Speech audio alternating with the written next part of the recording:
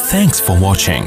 Don't forget to like, comment, share and subscribe to Mufti Tariq Masood, famous scholar. اچھا بھائی مفتی صاحب، اللہ نے ہمیں ایسے دور میں پیدا کیا ہے جس میں نظر کی حفاظت کرنا بہت مشکل ہے، ہم کیا کریں؟ دیکھو، اگر مشکل کام ہوتا تو آپ نظر جھکانا چاہتے تو کوئی بیرونی طاقت آپ کو یوں منہ کرتی، دھڑام سے اوپر کرتی، اور آپ کہتے ہیں میں یوں منہ نیچے کر رہا ہوں مگر ہو نہیں رہا، میری کمر اکڑ گئی ہے. پھر آپ کہتے کہ گردن جھکانا بھی مشکل اور نظر جھکانا بھی، بولو بھائی، مشکل. دیکھو، جو نظر کی حفاظت کرنے والے ہوتے ہیں نا، جتنا گندا ماحول ہو یا اچھا ماحول ہو، ان کی صحت پہ کوئی فرق نہیں پڑتا. جو ٹھرکی ہوگا 24 گھنٹے میں ایک عورت نظر آئے گی، اس کو بھی دیکھے گا، بلکہ زیادہ گھور کے دیکھے گا کہ صبح سے کوئی گاہک نہیں ملا. جب یہ لاک ڈاؤن ہوا تھا، لاک ڈاؤن، ایک مجھے مچھلی والا نظر آیا، اپنی ٹوکری میں مچھلی لے کے سائیکل پہ گھوم رہا ہے. سب بند کر دیا گورنمنٹ نے. میں نے اس سے پوچھا خیریت، تم اکیلے کیسے گھوم رہے؟ پولیس والوں نے پکڑا نہیں؟ کہہ رہے پکڑا تھا. پولیس والوں نے بولا یار صبح سے ایک کسٹمر بھی نہیں آیا، 500 روپے دے دے، ناشتہ بھی نہیں کیا ہم نے، 500 روپے دے دے، ناشتہ بھی نہیں کیا اور نکل لیں یہاں سے. کہہ رہے میں نے 500 روپے دی، اب میں آرام سے مچھلی بیچ رہا ہوں. تو ٹھرکی آدمی کو سارا دن میں ایک عورت نظر آئے گی، اس کو دیکھے گا. اور جو نظر جھکانے والے لوگ ہیں وہ سینکڑوں گزر جائیں ان کے سامنے سے، یہ ایک گزرے، ان کی صحت پہ کوئی فرق نہیں پڑتا. انہوں نے نہ اس کو دیکھنا ہے نہ اس کو. کہہ رہے یار اللہ نے میرے لیے میری بیوی کو پیدا کیا، ختم. تو یہ کام مشکل جب ہوتا جب آپ گردن جھکانا چاہتے اور ادھر گردن میں فریکچر ہونے کا خطرہ ہوتا، یہ اکڑ جاتی گردن. صحیح ہے نا؟ جیسے یوں کر رہے ہیں تو وہ ہو ہی نہیں رہی. تو ایسا ہوتا ہے بھائی، جیسے ہی کوئی خاتون گزری، آپ کا دیکھنے کا دل چاہ رہا، آپ یوں کر لو، کوئی ٹینشن ہوئی. اور نظر جھکانا تو اور آسان، گردن میں تو پھر بھی ریڑھ کی ہڈی اور گردن کی ہڈی دائیں بائیں ہونے کا خطرہ ہوتا ہے. ایک دم یوں کیا تو پتہ چلا چک آ گئی نا. پلک کو جھپکنے میں، نظروں کو نیچے کرنے میں تو انرجی، میرا خیال ہے اتنی سی بھی انرجی خرچ نہیں ہوتی کہ جسے ڈاکٹر کوئی کہیں کہ آپ کی اتنی انرجی یوٹیلائز ہو گئی ہے، اب آپ 6 پراٹھے کھائیں بیٹھ کے. کہ آپ نے چونکہ پلکیں جب نیچے جھکائی ہیں تو اتنی زیادہ آپ کو طاقت لگانی پڑی ہے کہ اب جب تک 6-7 پراٹھے نہیں کھائیں گے، آپ کی جو انرجی سرو ہوئی ہے یا یوٹیلائز ہوئی ہے وہ اب ریکوری نہیں ہو سکتی. ایسا بھی نہیں ہے. سارا دن بیٹھ کے پلک اوپر نیچے کرتے رہو، کوئی انرجی خرچ، کوئی توانائی خرچ ہی نہیں ہوتی. تو بات اصل میں یہ ہے، مسئلہ ہے ٹھرک کا. جو پوائنٹ ہے نا وہ کیا ہے؟ معذرت کے ساتھ میں تھوڑی سی ابیوز لینگویج استعمال کر رہا ہوں، لیکن یہ کون سے اچھے کام ہیں کہ جن کے لیے میں مرزا غالب کی شائستہ اردو استعمال کروں؟ یہ جو بد نظری کا کام ہے، میں کہوں ایکچولی آپ جو ہیں وہ ایک آپ پیشنٹ ہیں. بھائی یہ بادل گرج رہے ہیں، بے فکر رہے ہیں، بارش تو خاندانی. میں آج ہی سوچ رہا تھا، اب میں نے بارش پہ بیان کیا، اس دن سے بارش مارکیٹ سے شارٹ ہو گئی، لیکن اب اللہ کا شکر ہے بارش سے فائدہ ہی ہوتا ہے، فائدہ ہی ہوتا ہے بارش سے. وَيُسَبِّحُ الرَّعْدُ بِحَمْدِهِ ہے نا قرآن میں، کہ بادل کی گرج اللہ کی تسبیح بیان کرتی ہے. اللہ کی رحمت جب برستی ہے تو شان سے برستی ہے. اللہ کہتے ہیں ہٹو. تو آپ نے تو یہاں بادل جو گرجتے ہوئے دیکھے ہیں، جو پہاڑی علاقوں میں جو گرجتے ہیں نا، وہ تو کراچی والے افورڈ نہیں کر سکتے. جو پہاڑی علاقوں میں اتنی آواز ہوتی ہے اس کی. تو خیر، کیا بات چل رہی تھی؟ ہاں، تو میں یہ کہہ رہا تھا اصل مسئلہ کس کا ہے؟ ٹھرک کا.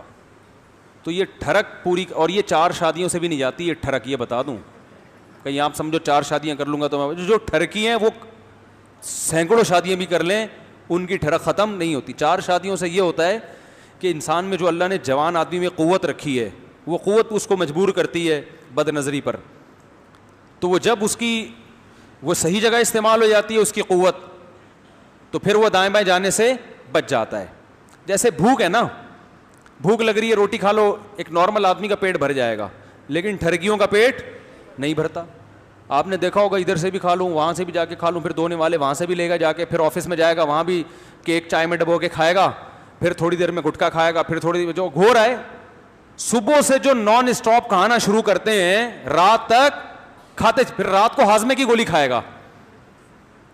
صبح سے تو یہ بھوک نہیں ہے, بھوک کا علاج ہے, اور یہ نیچرل ہے بھوک کا لگنا. کم سے کم 2 ٹائم انسان کو پیٹ بھر کے کھانا چاہیے. تو ایسے ہی ایک شہوت کی بھوک ہوتی ہے جو ہر نارمل آدمی میں ہوتی ہے. اس کو بیوی چاہیے, 1 نہیں 2 نہیں 3 نہیں 4 ہو گئی, چلو اس کے بعد اس کا دل بھر جائے گا. لیکن جو ٹھڑک ہے نا, جیسے وہ چائے میں چائے میں پاپے ڈبو کے کھاتا رہے گا, پھر تھوڑی دیر میں پھر اس کو پیسٹری چاہیے, پھر سموسا چاہیے. ایک ہمارے جاننے والے, وہ بیچارے ہارٹ اٹیک ہو گیا ان کو, بچ گئے. ان کا یہی تھی کہ صبح سے کبھی کوئی نوالا چھوڑتے نہیں تھے, کہیں بھی دسترخوان پہ وہ کہتے ہیں میں گیا مجھے کچھ نظر آئے تو میں نے کہا 2 نوالے تو بنتے ہیں.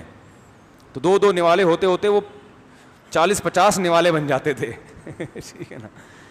تو اس کا اصل علاج ہے بد نظری کا, اس ٹھڑک کا علاج کرو. پہلا تو یہ سنت جو نبی نے بتایا, نکاح کرو. دوسرا طریقہ کیا ہے, اپنے اوپر جرمانہ رکھو. 1 دفعہ بھی بد نظری کی تو اتنے پیسے صدقہ کروں گا. اور وہ ہر آدمی کی آمدن کے لحاظ سے, غریب آدمی کے لیے 50 روپے بھی بہت ہیں, مالدار کے لیے 5000 بھی کم ہیں. سمجھ رہے ہو. تو جب تک اپنے آپ کو سزا نہیں دو گے, جب تک انسان خود اپنی ٹھکائی نہیں کرتا, کوئی معاشرہ تھوڑی کرے گا اس کی ٹھکائی. تو کیوں آنٹی کو دیکھ رہا تھا, ایک ابا ہوتے تو چلو ٹھکائی بھی لگا دیتے. ابا تو پتہ نہیں کس خود ایسا نہ ہو کہ وہ کیا بیچارے, وہ ہے نا, ایک خاتون نے اپنے بچے سے پوچھا کہ بیٹا جان کیسے نکلتی ہے, تم اسکول میں کیا پڑھتے ہو؟ اس نے کہا سائنس پڑھتا ہوں. اچھا بیٹا بتاؤ جان کیسے نکلتی ہے؟ انہوں نے کہا کھڑکی سے نکلتی ہے. ماں پریشان, یہ میرا بچہ باتیں ایسی کر رہا ہے, جان کھڑکی سے نکلتی. بیٹا کھڑکی سے کیسے نکلتی ہے؟ کہہ رہی ہیں وہ جب آپ باہر جاتی ہیں نا تو وہ آنٹی آتی ہیں پڑوس والی, تو جیسے ہی جب آپ گھر میں آتی ہیں نا تو ابو کہتے ہیں جان کھڑکی سے نکل جاؤ. میری بیگم آ رہی ہے, جان کھڑکی سے نکل جاؤ. تو بچے کے دماغ میں یہ ہو گیا کہ جان کہاں سے نکلتی ہے, کھڑکی سے نکلتی ہے. تو یا تو ابا تھپڑ لگائیں گے, اور ابا بھی اگر جان کو کھڑکی سے نکال رہے ہیں وہ کہاں سے تھپڑ لگائیں گے.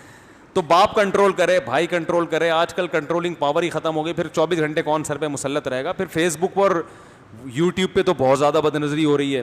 تو میرے بھائی آخرت کو سامنے رکھ کر اپنا علاج اب خود ہی کرنا پڑے گا, کوئی اور آپ کا علاج نہیں کرے گا. یعلم خائنۃ الاعین, اللہ فرماتے ہیں وہ جانتا ہے تمہاری آنکھوں کی خیانت. اور اس زمانے میں نظر کی حفاظت کا ثواب بھی بہت ہے, کیونکہ نگرانی کرنے والا کوئی نہیں ہے. تو اللہ کہے گا صرف میرے خوف سے کر رہا ہے. تو اس لیے جب پہلے تو کوشش کرو بچنے کی, چیلنج کرو کہ 40 دن تک کسی غیر محرم کو نہیں دیکھوں گا میں, اور پھر جرمانہ لگاؤ اپنے اوپر کہ وہ اپنی سزا کے حساب سے نا, کہ جب 1 دفعہ بد نظری ہو تو وہ پیسے اتنے زیادہ بھی نہ ہو کہ وہ پیسے دینا ہی مصیبت بن جائے, اور اتنے تھوڑے بھی نہ ہو کہ سارا دن بد نظری کر کر کے ریٹ, بھائی ریٹ ہیں, ایک دفعہ دیکھنے کا یہ ریٹ چل رہا ہے مارکیٹ میں تو یہ ریٹ میں افورڈ 100 دفعہ بھی دیکھ لوں تو افورڈ کر, اتنا کم ریٹ بھی نہیں ہونا چاہیے, دیکھنے کے ریٹ کیا ہوں زیادہ ہوں. تو اس طرح سے انشاءاللہ آہستہ آہستہ عادت پڑ جائے گی چھوٹنے کی.